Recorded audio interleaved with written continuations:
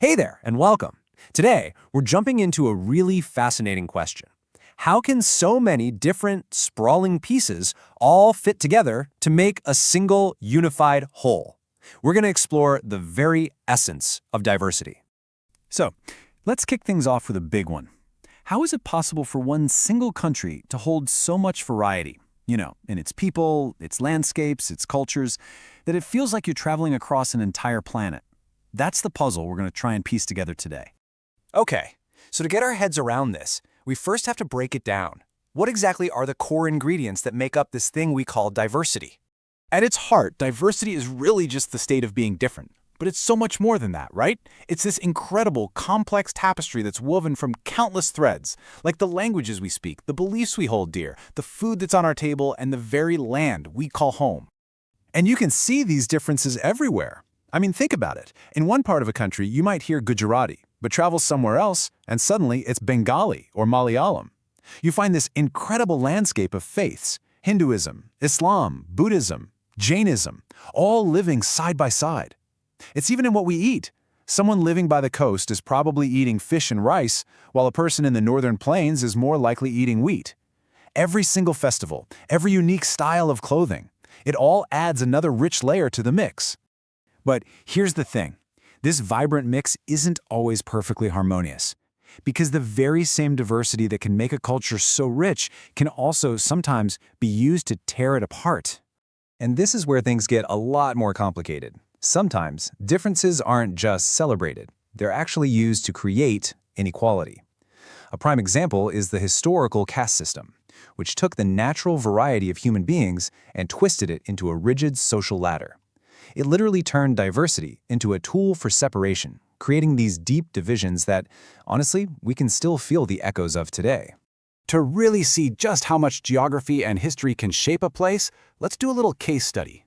We're going to look at two completely different regions inside the same country: the cold, high-altitude desert of Ladakh and the lush, tropical coast of Kerala. So first, let's picture Ladakh. We're talking about a cold desert way up in the mountains. Life here is tough, and it's totally shaped by that environment. The economy revolves around these special goats that give us the world-famous pashmina wool, and the local diet is all about meat and milk products. For centuries, Ladakh was also this super important trade route connecting to Tibet, which had a huge impact on its culture, giving it this rich tradition of local songs and poems. Okay, now let's travel to the complete opposite end of the country, Kerala. It's a green, tropical coastal region. And it's known as the Spice Coast for good reason. Spices like pepper, cloves, and cardamom grew there, and that attracted traders from all over the world for centuries. We're talking Arab and Jewish merchants who were some of the first to show up, followed later by Europeans. And all that trade left a very visible mark. You can even see Chinese influence in the local names for things like fishing nets and cooking pots. And, just as you'd expect, the diet is built around the sea and the land. Rice and fish are the staples. So when you put them side by side like this, the contrast is, well, it's stunning. A cold desert versus a tropical coast, wool versus spices, Tibetan influence versus a mix of Arab and European traders. I mean, these are two completely different worlds shaped by totally unique geography and history, but somehow they exist within the very same nation. Which, of course, it brings us right back to our central puzzle. If people are living such radically different lives, what's the glue? What holds everything together? Well, the answer, it turns out, isn't found in their differences at all, but in their shared history. You see, the real key to unity wasn't about trying to erase all those differences. It was about finding a common purpose. And this happened during India's long, hard struggle for independence. The British, who were in power at the time, saw India's incredible diversity not as a strength, but as a weakness they could exploit. Their strategy was pretty simple, really: divide and rule. By playing up the differences between Hindus and Muslims, between the rich and the poor, they figured they could keep everyone fragmented and much easier to control. But that strategy, it had a breaking point. A defining, horrific moment was the Jallianwala Bagh massacre in Amritsar. A British general ordered his troops to open fire on a peaceful, unarmed crowd that had gathered.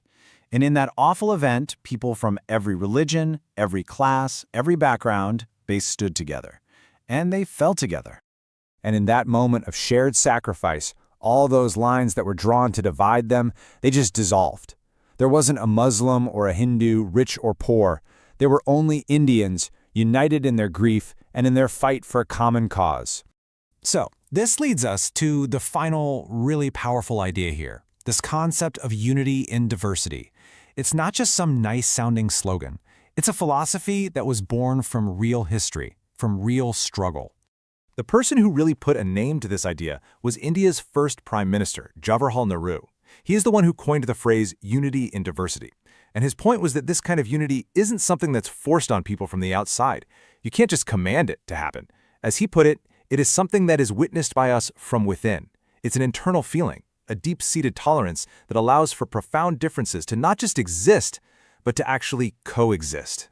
And that kind of leaves us with one final thought to carry with us. Yeah, this story is about one country, but the lesson here is universal, isn't it? In a world that feels more connected and yet somehow more divided than ever, it forces